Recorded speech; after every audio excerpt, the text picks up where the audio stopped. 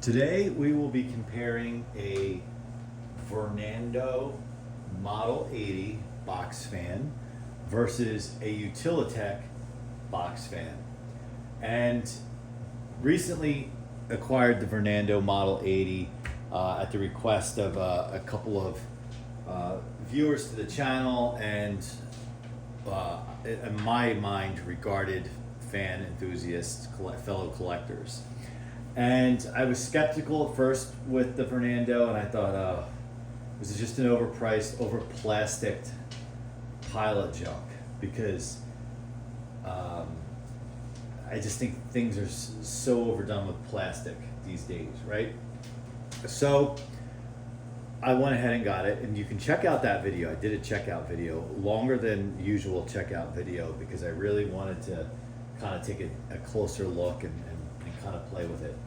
So it checked the boxes. I had to look at this objectively, and the Vornado checks the box. And from a just a product placement in the market standpoint, and this is where I do show my experience, my day job experience. So Vornado did a good thing by releasing the Model 80. And I'll tell you why. If they said, look, everyone buys box fans in the summer, whatever, Lasko is the market leader, and right behind that you have the Aerospeed, you have the Utilitech variants, all those. And Aerospeed has a bunch of different variants, and Aerospeed themselves might be a variant. Comfort Zone, all that. So they said, well, we are known for quality products. So in order to compete at the mass level, if you will, the mass market level, we would have to cheapen our offering to be able to provide it at a price point that competes with the 3733s, the Utilitechs, et cetera, et cetera. So why don't we apply our quality standards and whatnot, engineering standards, to a box fan that is considered a premium or heavy duty fan at a price that matches that. Therefore, it's not competing with the 3733s, the Polonis, the Utilitechs, etc. So that's what they have done. They kind of made something a little bit unique. And in a way, others have done this before, and it, unfortunately, and I say this with a heavy heart, hasn't been long lasting. And examples would be when Lakewood resurrected essentially the cabinet from the P25, the 223, the first, second, third, or really the first and second gen, and slapped those metal blades back on from the P23. When they started doing this in the mid 90s and ran it through the 2000s, early 2000s, maybe like 2007, somewhere in there. It did okay for a while. The heavy duty commercial grade fan, extra power, rugged. It did okay for a while. And then they were discontinued. Well, granted, Lakewood in general got canceled out themselves, so that's a different story. And then Lasko, a number of years later, tried the same thing with their all metal box fan, which, if you follow the channel, I have one of those. There's a checkout video if you're really interested in that. Check out that. And then it's Dayton variants. That, while super rugged, I think that thing sold for like $100. Metal grills, both sides, metal blades, very heavy, solid cabinet. Like literally, I had one, and I hate to admit this on camera, fall out of the window. It was like, so what? Nothing happened. And not a scratch, no thermal fuse blew out on it or anything. Just picked it right up and put it back in the window. that was user operator error that caused that. So that fan was not long out in the market, and eventually it got discontinued. So what I'm wondering is how successful this will ultimately be in the market, right? Now, what it has going for it, it's not necessarily my thing, because those other fans I just mentioned, very traditional, like very traditional. They went back in time and said, okay, what works? Metal, a lot of metal. Lasko, in that case, that was a ball bearing motor. Lakewood, they went through 2 motors during the run of that P25, but the ultimate, very traditional. So this, what I'm saying, it's not my favorite, but it could be what is the difference that keeps this on the market and selling for a while, is it's modernized, right? So like, it has, again, not my thing, I'm trying to speak objectively, is it has electronic buttons, it has, the gimmick of, they advertise you can remove the ring or the grill, integrated handle, on the back you can wrap the cord around, they have a little thing like a vacuum cleaner, you can wrap the cord around. So they kind of modernized the box fan and made it unique in a premium offering at a higher price point. And it kept it simple, Model 80. So we'll see. It'll be interesting to see. And I didn't make the mistake that I've made with other fans, where I wait until after it's long discontinued and you can't find one anywhere because they were so limited and they're impossible to find. Instead, I bought one right now as they just came out. So this way I'll have it. This one I'm going to use. It's not going to be on the shelf, on the museum shelf. I want to use it. And so we'll see what happens. We'll see if the market accepts this. I think the fan community, from what the comments I've received about this fan and some other things I've seen out there, the fan community seems to be accepting of it. And I'm just going to say this, and I'm sure I'm going to get disagreements in the comments. Personally, because I like a traditional box fan with an mechanical switch, thick wide cabinet, and just old school, I'm still going with the Air King and the HV blade swap. I'm sorry, it's like I'm a V8 guy with rear wheel drive, and you can talk about twin turbos and 6 cylinders, and yeah, they make more power and they're more efficient and blah blah blah. It's not all about that for me. It's also about just that nostalgic, old school, kind of way. So that being said, I do also, in the end, really like this. I do think it's cool how they did the white cabinet. Plastic cabinet. We're plastic everywhere. But this thing's stable. It's like a little brick.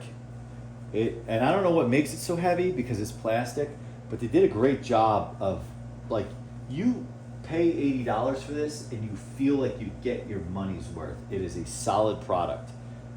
So all in all, my hat is off to these guys for coming out with something in 2025 that is not, they didn't cater to the low end of the market. They didn't cheapen their brand by doing so. And, where Lasko kind of starts out at the bottom of the market, that's basically their bread and butter at the bottom of the market.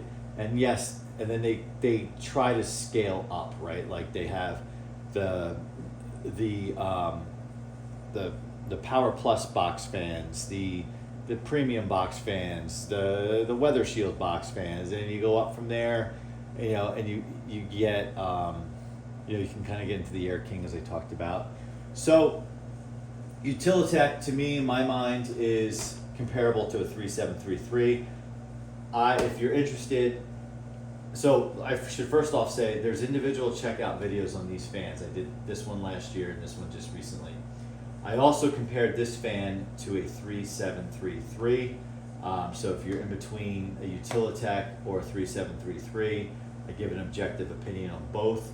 And I think in that video, if I'm not mistaken, I actually took a black version of the 3733, not a cool colors, 3733, and compared it.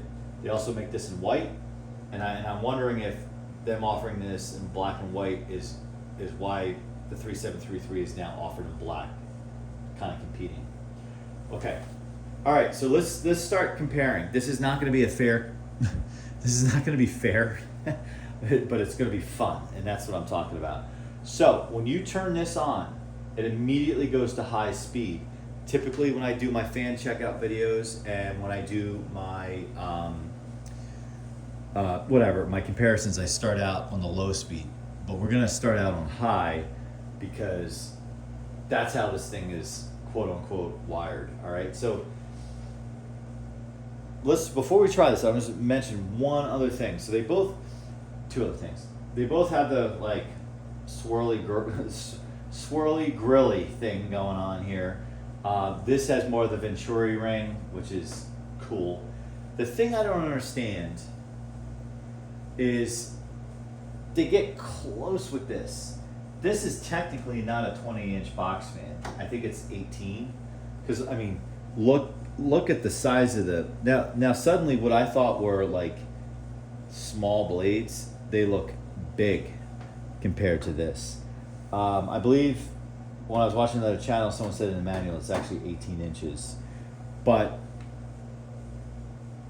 and they said that you put another box fan, a 20-inch box fan next to it, it's taller. I know this has the feet, but that is very clear. This is certainly a wider cabinet. I'm mentioning more than two things here, but I just want to show you why it's on my mind.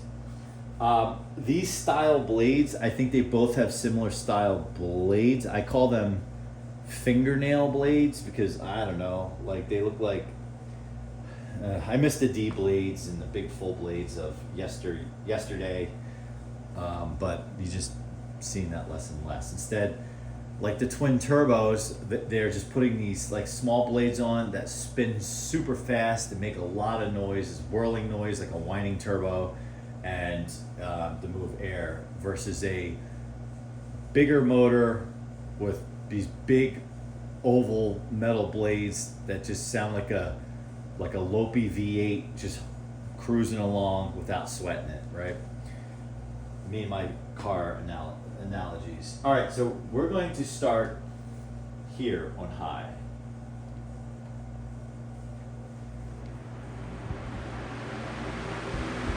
So I think these things actually move decent air. I actually feel that this moves more air than a 3733, but that's not what we're talking about here today. You hear the noise. All right. Spin down on this thing is crazy. While it's spinning down, let's just blast off.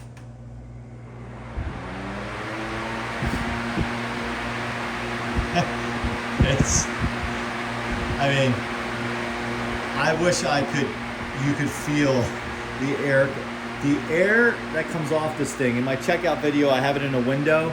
I'm across the room into the sunroom and I can feel the air. It's incredible. I think the Venturi ring and however this thing is set up maximizes the fact that it has smaller blades. I can only imagine if it had 20-inch blades.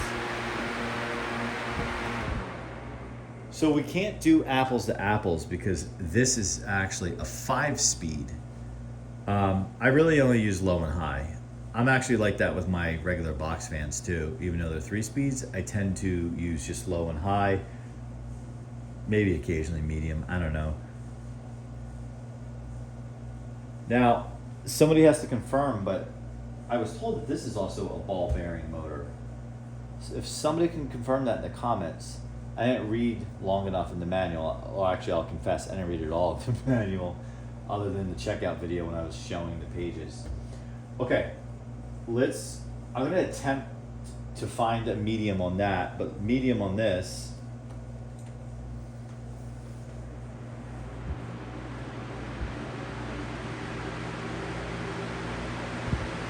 You know, these are noisy fans.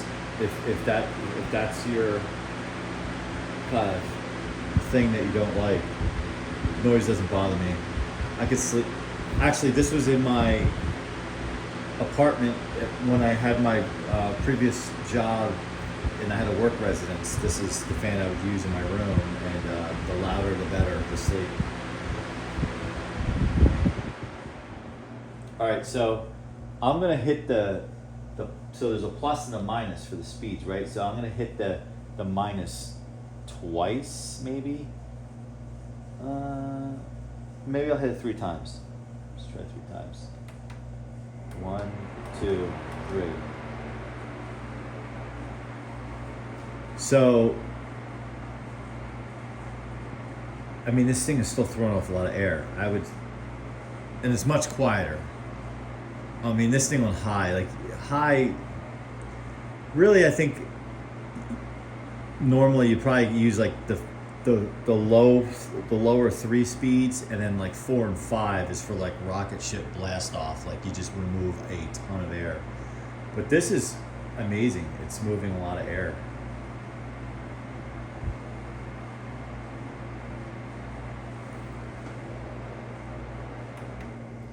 For those who know me, know that my personal fan of choice is a McGraw Edison Comfort fan from the 70s and 80s.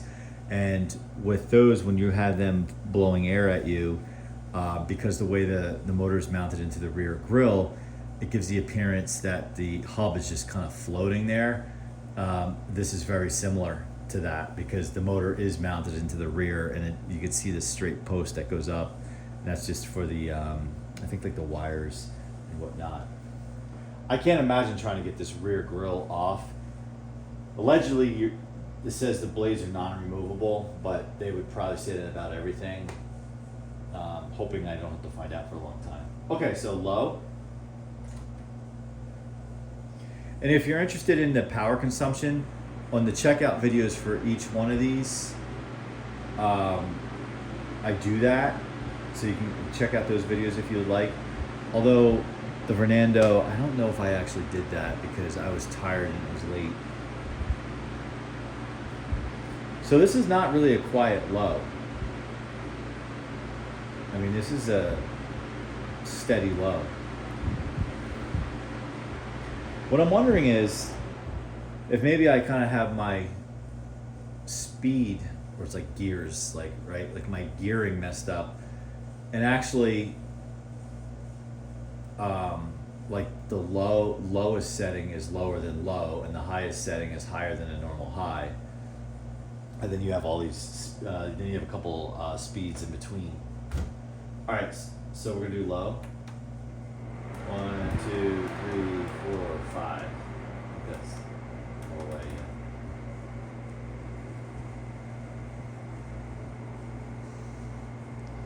So that's low.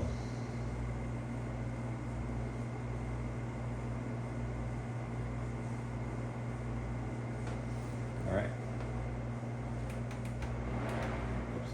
So, in summary, the Vornado wrecks the Utilitech. Like, Utilitech wasn't here to compete. It was here for entertainment, and it was here just for kind of a benchmark. We will at some point give the Vornado some stiffer competition, but along the way, I want to do a couple comparisons just so you can get an idea.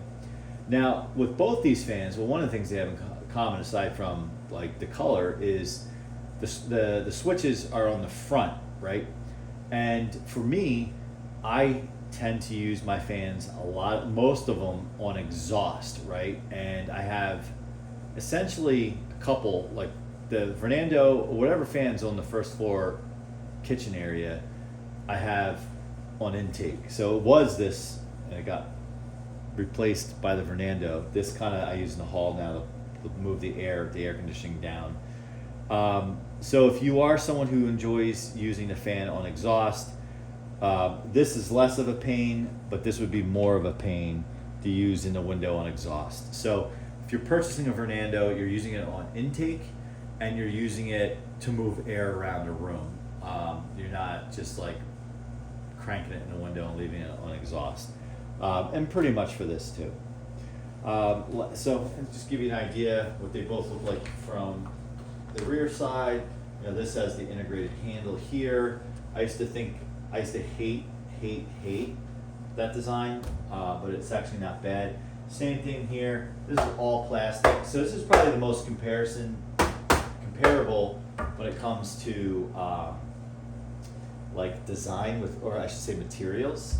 This grill, I don't even know how you get this off. And like everything's totally covered up. So, I mean, this might be a true definition of disposable fan, which is unfortunate because it isn't a horrible performer. And then you have the rear of this. You know, you can wrap the cord around here. This grill, I am sure if there's a will, there's a way. Like, I didn't look to see what type of heads are on those, if there's a hex, Phillips, standard, what. But we'll see. This will be a runner. This will continue to run. I love how it has 80, model 80 stamped right there. Really cool. So I plan on enjoying this. And again, I said in summary already, so this time I'll say in conclusion, I would say Vornado did an excellent job, excellent execution. I mentioned the minor drawbacks with it, the size of the blades and the switches isolated in the front. All plastic if you don't like that. But in terms of performance, A+. And again, I don't own any other Vornado products. I'm not really a table fan guy or into the other fans that they offer, but I did study their website a little bit before I did the first checkout video just to get a handle on their products. And I always have known and thought of them as a high quality manufacturer. This doesn't disappoint. This will not fall apart. And we will continue to do comparison videos. If you have a suggestion and you know my collection, I will certainly try to accommodate. We will ultimately get to the Air King HV comparison. We will get to the Lasko Dayton comparison. We might even throw a Hampton Bay floor fan, HV floor fan at it. So we're gonna have some fun with this. But again, any other suggestions that I missed, I would love it. If you haven't already, subscribe, like, and comment. And if I just thinking about it, I told you this was $80. If you are seriously shopping for a box fan and you see this in Lowe's, I think these are like anywhere between $20 and $25.